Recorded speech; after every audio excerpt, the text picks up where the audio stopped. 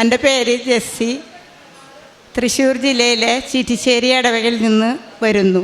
ഞാൻ 2021 നവംബർ 2-ാം തീയതിയാണ് ഉടമ്പടി എടുത്തത്. ഈ ആൾത്തറയിൽ 3-ാമത്തെ പ്രാവശ്യമാണ് ഞാൻ സാക്ഷ്യം പറയുന്നത്. ഞാൻ ഉടമ്പടി പുതുക്കിയപ്പോൾ ഒരു നിയോഗം വെച്ചായിരുന്നു. എനിക്ക് ഗൾഫിലേക്ക് പോകണം, ഒരു ബേബിയെ നോക്കാനായിട്ട് കിട്ടണമെന്ന് ഞാൻ മാതാവിനോട് ഞാൻ പ്രാർത്ഥിച്ചായിരുന്നു. ആ നിയോഗം എനിക്ക് ഒരാഴ്ചയാകുമ്പോഴേക്കും സാധിച്ചു. എൻ്റെ വീട് ജപ്തി നോട്ടീസ് വന്ന് 9 ലക്ഷം രൂപ കടമായിട്ടാണ് ഞാൻ പോയത്. ഞാനപ്പോൾ അച്ഛൻ്റെ ചൊവ്വാഴ്ചത്തെ ധ്യാനം എല്ലാം പ്രാർത്ഥനയും ഞാൻ കൂടാറുണ്ട്. അതിൻ്റെ ഫലമായി എൻ്റെ മകൻ്റെ കമ്പനിയിലെ മുതലാളി ആ പൈസ അടയ്ക്കാമെന്ന് പറഞ്ഞു, 9 ലക്ഷം. എൻ്റെ മകൻ്റെ ജോലി ചെയ്യുന്ന കമ്പനിയിൽ മുന്നിൽ കയറിയാർന്ന കമ്പനിയിലെ പാസ്പോർട്ട് വാങ്ങി വെച്ച് 1 കൊല്ലത്തോളം പാസ്പോർട്ട് കൊടുക്കാണ്ട് ആകെ ബുദ്ധിമുട്ടായി. ഞാൻ പ്രാർത്ഥിച്ച് പ്രത്യക്ഷീകരണ പ്രാർത്ഥന 7 പ്രാവശ്യം മുട്ടുമ്പോൾ നിന്ന് പ്രാർത്ഥിച്ചതിൻ്റെ ഫലമായി എൻ്റെ മകന് പാസ്പോർട്ട് തിരിച്ചു കൊടുത്തു. പിന്നെ എൻ്റെ ഹസ്ബൻഡിന് തൊണ്ടയിൽ 3 വർഷമായി മുഴയുണ്ടായിരുന്നത്. ആ മുഴ ഞങ്ങൾക്ക് ആര്യയാക്കിണ്ടായില്ല. ഞാൻ ഗൾഫിലേക്ക് പോയപ്പോൾ ആ മുഴ 2 മാസം കഴിഞ്ഞപ്പോൾ അത് പഴുത്ത് വെള്ളം പോലും ഇറക്കാൻ പറ്റാണ്ടായി. അത് ഉമിനീർ ഗ്രന്ഥിയിലായിരുന്നു. അപ്പോൾ 3 ഡോക്ടറെ കാട്ടിയപ്പോൾ അവർ പറഞ്ഞു ക്യാൻസർ രോഗമാണ്, ഓപ്പറേഷൻ വേണമെന്ന്. ഓപ്പറേഷൻ ചെയ്യാൻ പോലും ഞങ്ങൾക്ക് 1 രൂപയ്ക്ക് വഴിയില്ല. അങ്ങനത്തെ അവസ്ഥയിൽ ഞാനപ്പോൾ കാശിലും വെച്ച് മുട്ടുകുത്തി നിന്ന് പ്രാർത്ഥിച്ചു. ജോസഫ് അച്ഛൻ്റെ രോഗശാന്തി പ്രാർത്ഥനയിൽ അച്ഛൻ വിളിച്ചു പറഞ്ഞു, തോമസ് എന്ന മകനെ മാതാവ് തൊട്ട് മുഴ സൗഖ്യമാക്കിയിരിക്കുന്നു. അനേകായിരം ഞങ്ങൾക്ക് വേണ്ട അനുഗ്രഹങ്ങൾ തന്ന മാതാവിന് എനിക്കൊരു കിഡ്നിക്ക് പഴുപ്പായിരുന്നു. അപ്പോൾ ജോലി ചെയ്യാനൊന്നും പറ്റില്ല. ഞാനൊരു കമ്പനിയിൽ നാട്ടിൽ ജോലി ചെയ്തായിരുന്നു, എനിക്ക് പറ്റുന്നതുണ്ടായില്ല. അപ്പോഴാണ് ഞാൻ ഗൾഫിലേക്ക് പോയത്.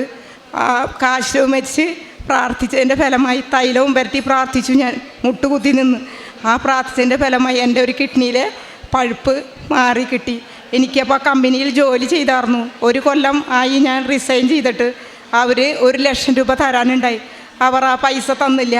ഞാൻ ഡേറ്റ് ഇട്ട് പ്രാർത്ഥിച്ചു, അമ്മ മാതാവേ, കൃപാസനം സഞ്ചാരി മാതാവേ, അമ്മയുടെ 7-ാം തീയതി എന്ന് പറഞ്ഞ ദിവസം ഉണ്ടെങ്കിൽ എനിക്ക് ഈ പൈസ വാങ്ങി തരണം.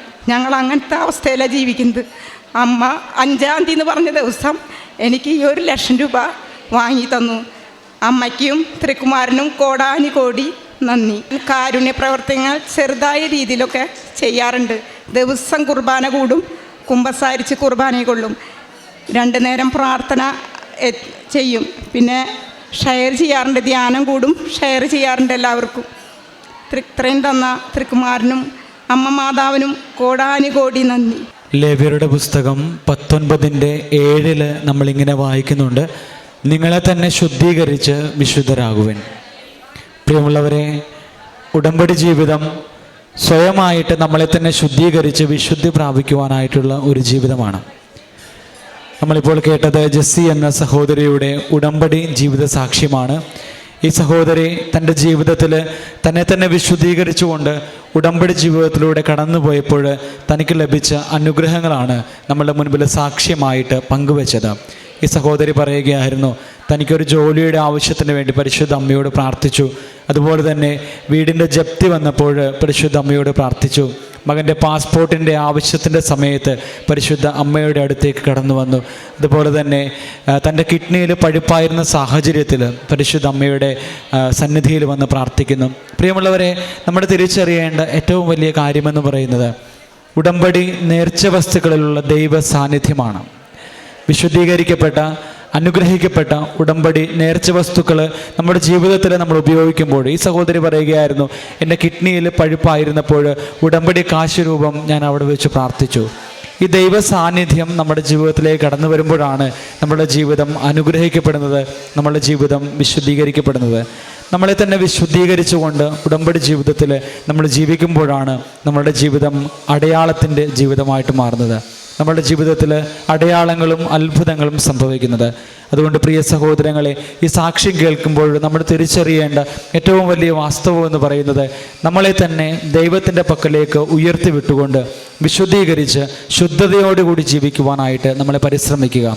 അതുവഴിയായിട്ട് നമ്മുടെ ഉടമ്പടി ജീവിതം കൂടുതൽ ഫലപ്രദമാവുകയും അനുഗ്രഹിക്കപ്പെടുകയും ചെയ്യും എന്നുള്ളതിൽ സംശയമില്ല. ഈ കുടുംബത്തോടും ഈ സഹോദരിയോടും ചേർന്നുകൊണ്ട് നമുക്ക് ദൈവപിതാവിന് നന്ദി പറഞ്ഞ് ഇരു കരങ്ങളും അടിച്ച് പരിശുദ്ധ അമ്മയെയും തിരുക്കുമാരനെയും വാഴ്ത്തിപ്പുകഴ്ത്താം. അത്യപൂർവ ദൈവാനുഭവങ്ങൾ ഇനി നിങ്ങൾക്കും സ്വന്തം.